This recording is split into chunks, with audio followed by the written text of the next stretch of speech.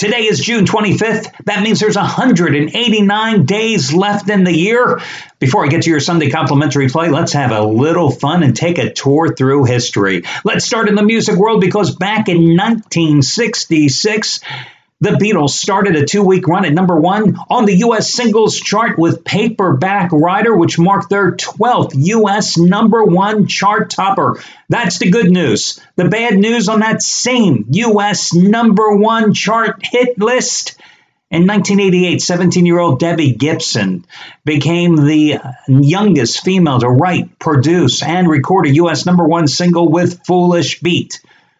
You can't have everything. You know what I mean? Hey, on this day in 2009, Michael Jackson passed away. Also on this date, almost overlooked, unfortunately, also passing away, Farrah Fawcett. On this day in 1984, Prince released his 6th studio album. You may recall it was a little thing called Purple Rain. Also on this day in 1970, Chicago released the single 25 or 6 to 4 from its second album called Chicago 2. Robert Lamb, of course, the songwriter, many misconceptions over the years about the song's origin. No, it didn't have anything to do with a psychedelic drug trip. No, he was living above Sunset Strip with, as he said, a bunch of hippies at the time, looking out over the city of L.A. It's about writing a song in the middle of the night. Listen to the words, waiting for the break of day, searching for something to say, flashing lights against the sky. 25 or 6 to 4. It's either 3:35 or 3:34 in the a.m. as he was looking at his watch. Again, 25 or 6 to 4. When he looked at his watch and he was coming up with a line to finish the song. Of course, Peter Cetera, who ruined Chicago, if you ask me, because of all those sappy ballads he sang lead in the late 70s, early 80s, actually sang lead on that song. And hey, it was a great, great song, fueled by Terry Kath's great guitar solo. And of course, hey, Terry Kath, when Chicago, in the early stages of their career, was playing the Whiskey out in L.A., Jimi Hendrix came up to one of the Chicago band members, the founding members, and commented about Terry Kath, saying that their guitarist, meaning Terry Kath, was actually a better guitar player than Hendrix was. True story. And if you go on YouTube and you look at some of the guitar playing solos and compilations of Terry Kath, who unfortunately accidentally took his life years later in an accidental shooting incident. He was a hell of a guitar player. But anyway, hey, that's with Chicago. Other footnotes in history at this time. In 1951, the very first color TV broadcast by CBS. It was a 1-hour program, first half hour anchored by Arthur Godfrey, second half hour anchored by Ed Sullivan. The irony is that very few people got to see it because there were very few color television sets out there.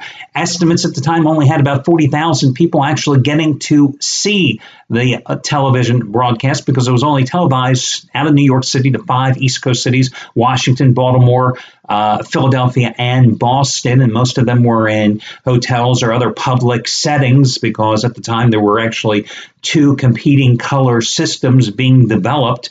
So again, it wasn't exactly a home run, but it was only 1951. In 1876 on this day, it was a bad day if you happened to be at the Battle of Little Bighorn, and also known as Custer's Last Stand. In 1950, North Korea invades South Korea, beginning what is officially known as the Korean conflict, which, of course, really, for most of us, is known as the Korean War. Also, born on this day in 1924 in Philadelphia, director Sidney Lumet.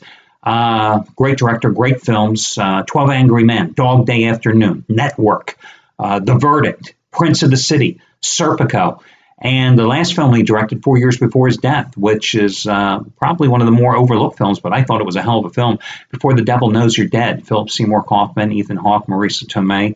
That I thought was a very good film. Hell, I thought all those films I just mentioned, 12 Angry Men is just a classic. If you probably have seen that.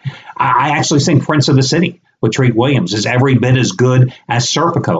I think Serpico actually stands the test of time better than Dog Day Afternoon, which I never really thought was a great movie. And of course, Network.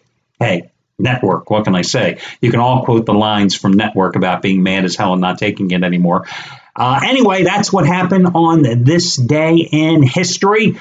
So let's move forward and let's get to a complimentary play.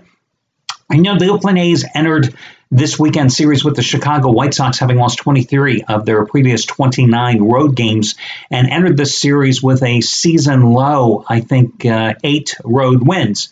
And naturally, they win 3-0 on Friday night. And naturally, I go against them on Saturday, and they beat Corey Kluber and the Indians by a 4-2 score and cost me on Saturday a little change. So today, the A's are naturally a 130 favorite. Go figure. Well, hey, who am I to buck the trends? I'm going to go with the A's in this spot, laying the $1.30 with Sonny Gray against Derek Holland. Two struggling pitchers. Somebody has to win the damn game. I'm going to go with Oakland in the spot, even though Sonny Gray is 0-2 with a 6.43 earned run average in his last 5 starts. The caveat that I would mention here is that in those 5 starts, it's not exactly he's playing the little sisters of the poor. The Astros, the Yankees, the Rays, the Nationals, the Indians. He's played 5 teams, 4 of which, if you exclude the Indians at the moment, have pretty damn good offenses. He had a 3.34 earned run average in his first 5 starts of the season. He's taking on Derek Holland, who through the month of May had a 2.37 earned run average. In the month of June, all hell's broken loose for Derek Holland. 4 June starts, he's 1-3. His ERA is 12.64. And in 15.2 innings in those 4 June starts, he's allowed 33 hits, and 8 of those 33 hits have gone deep. So the A's have scored 15 runs. The Indians have scored 2 in the first 2 games of this series. White Sox have, did I say the Indians? They're playing the White Sox today, pardon me if I happen to say the Indians originally. But the White Sox have now lost 5 of their last 6 games, and I think this is just a good spot to jump on Oakland here to complete the 3-game sweep in this series. So again, I'm going to go with them in this spot. Again, I'm going to go with the Oakland A's as the road favorite, surprisingly, as your complimentary play for Sunday. I wish you well, guys, and I'll talk to you again tomorrow when we do this one more time.